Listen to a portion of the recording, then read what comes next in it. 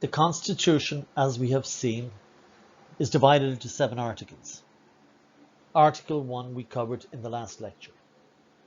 Today we will begin by looking at Article 2. Article 2 draws up the framework of the executive branch. It is only half the length of Article 1, so we know the powers of this branch are less than that of the legislative branch. The Articles of Confederation did not have an executive branch, so it was difficult to enforce the law. In a parliamentary system, the legislative branch enforces the law, as there is no executive branch.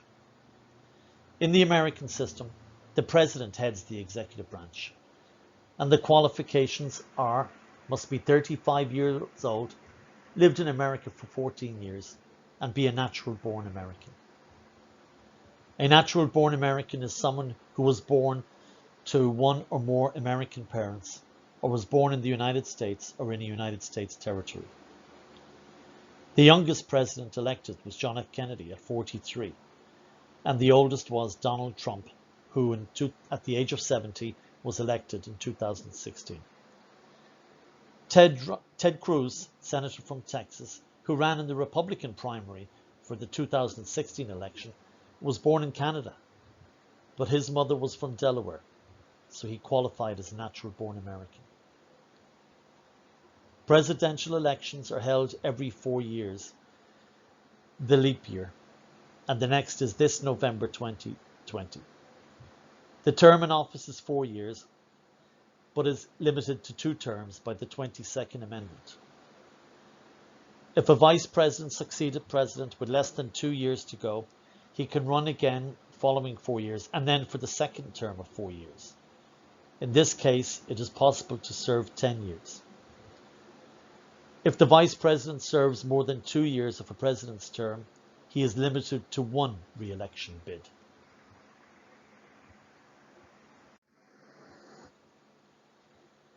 The president is elected by the Electoral College.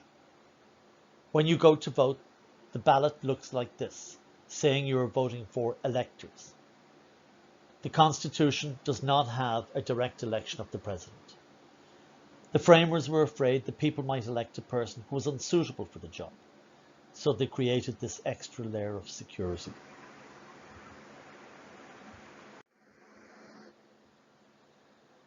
There are 538 votes in the Electoral College. Each state has a slate of electors pledged to each candidate. Each elector represents 1 vote. New York has 29 electors, 2 senators, and 27 representatives, which brings the total to 29. So in 2016, there were 29 electors pledged to Hillary Rodham Clinton, 29 pledged to Trump. Whoever gets the most popular vote wins all the electoral votes. The losing candidate gets 0 electoral votes. So there are basically 50 separate elections in the United States based on the electoral system. The electors are made up of party leaders and friends. For example, Clinton's first elector of the 29 was her husband, Bill Clinton.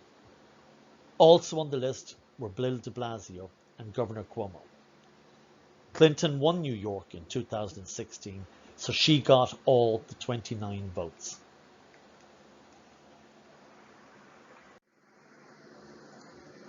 There are 538 votes, and the winner has to get 270, a majority. Once a candidate hits 270, they are president.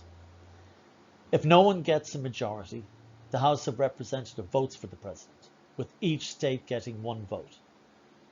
The top 3 electoral vote getters are voted on. Right now, the Democrats have a majority in the House, so a Democratic president would be elected. The vote required is a majority of 50, which is 26, and voting continues until a president is elected. But usually a candidate gets more than the required 270. The presidential elections are held on the first Tuesday after the first Monday every leap year.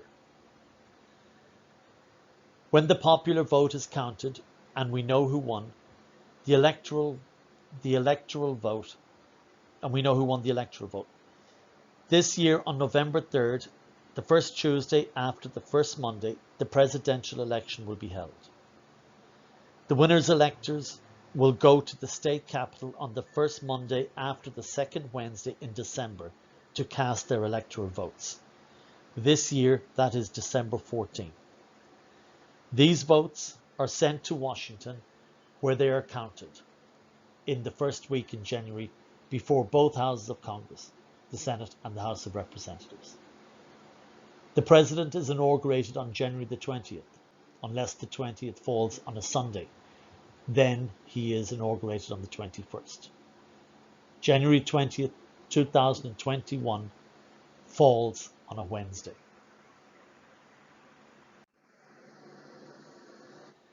The framers wanted to keep power out of the hands of the mob or factions.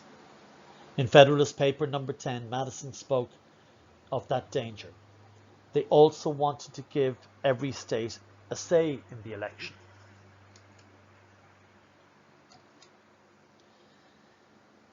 And not just those states with big populations. Critics of the Electoral College point out that sometimes a candidate overall wins more actual votes, the popular vote, than the electoral vote. This appears undemocratic.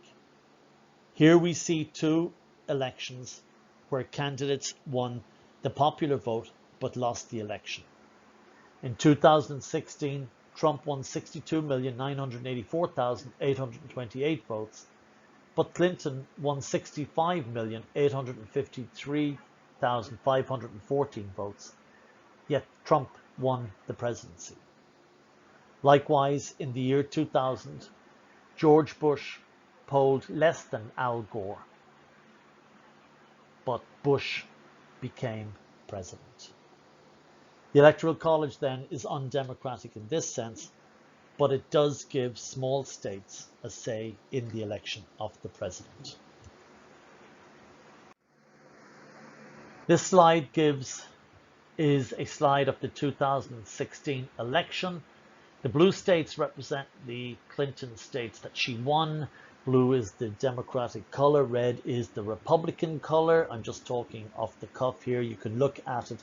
Lots of these presidential elections are available on the internet.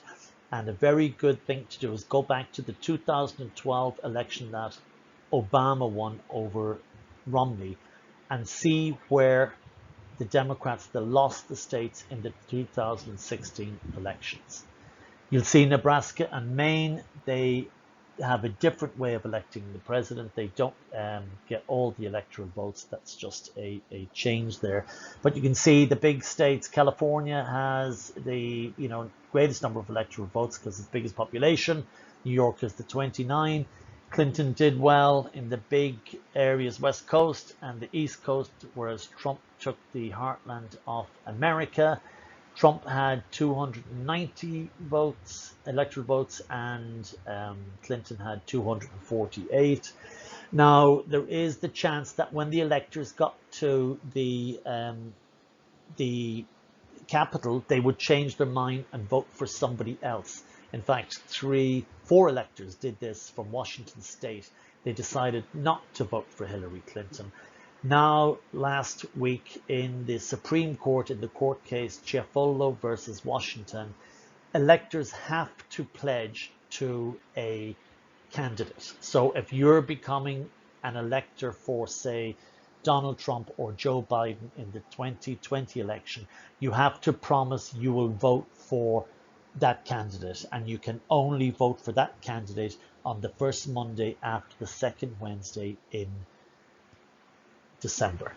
This has been established by the Supreme Court last week, Ciaffollo versus Washington in 2020.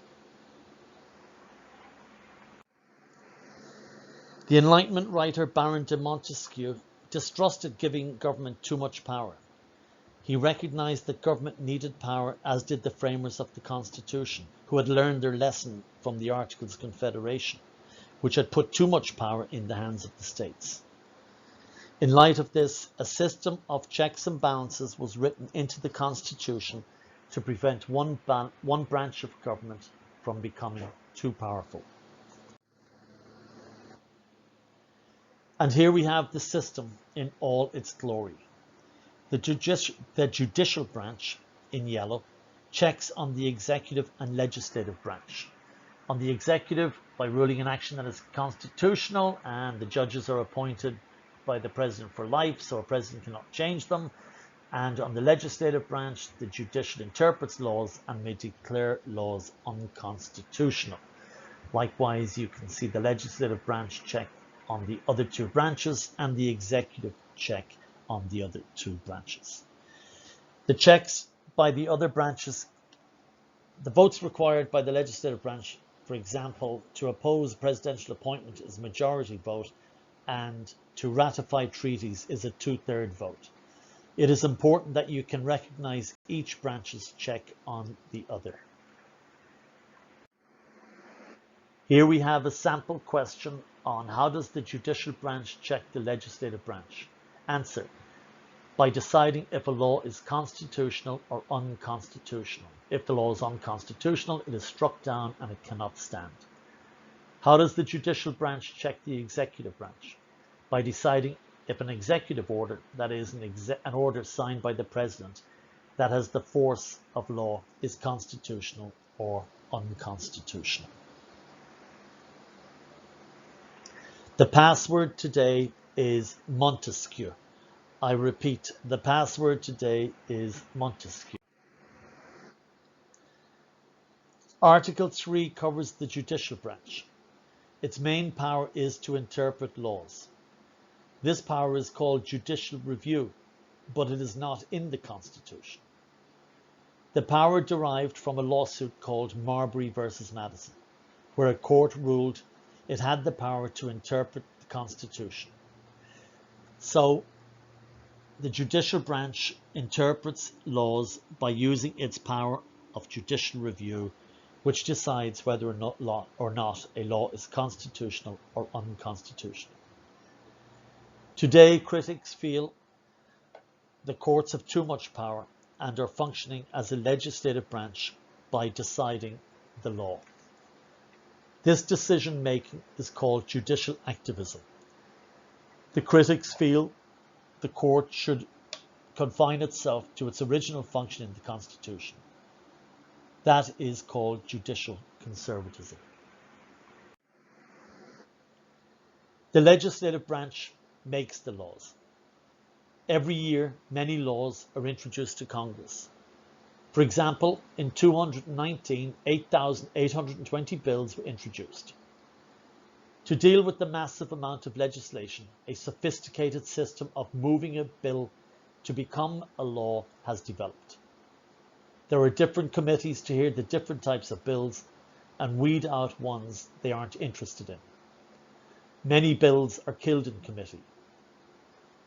For example, of the 8,820 bills that were introduced last year, only 105 laws were passed. A president can sign or veto a bill, but Congress can override the veto. So a presidential signature is not always needed for a bill to become a law. Most importantly, in order for a bill to become a law, it must be passed by both houses of Congress. This diagram explains the process. Students should familiarize yourselves with it. Please answer the following questions, Regents questions 1 to 12, and put them in the corresponding spot in the Google Classroom thing. Thank you very much. I will give you 20 seconds per question. Pause the video if you need to take more time.